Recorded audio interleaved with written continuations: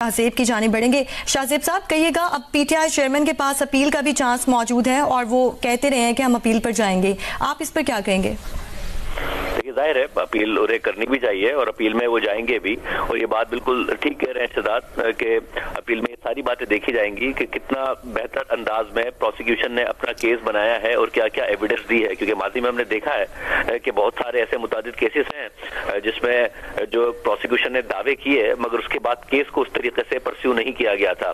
साथ ही खुद इमरान खान साहब के केसेस मौजूद है जिसमें साइफर के हवाले से तो एक बहुत ही अहम केस था, मगर उस केस को जिस तरीके से चलाया गया, मिसट्रायल किया गया, तो उसके बाद वो केस हायर कोर्ट पे स्टैंड नहीं कर सका। अब इस केस में एक अहम बात जरूर ये है कि खुद इमरान खान ने और उनके वकला ने ये इल्जाम नहीं लगाया कि ये केस जल्दबाजी में चलाया गया है।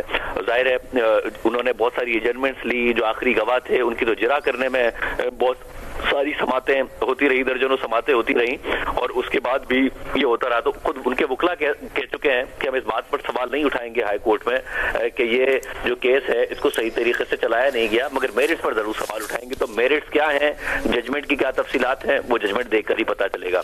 मगर ये जो बार बार कहा जाता है कि जी रियासत पाकिस्तान के पैसे थे और सुप्रीम कोर्ट ने वापस दे दिए, आजकल तो ये भी कह रहे हैं वो क्योंकि सुप्रीम कोर्ट ने वो पैसे इस लायबिलिटी अकाउंट से निकालकर वापस कर दिए थे, तो वो कहते हैं कि फिर तो कोई जुर्म हुआ ही नहीं।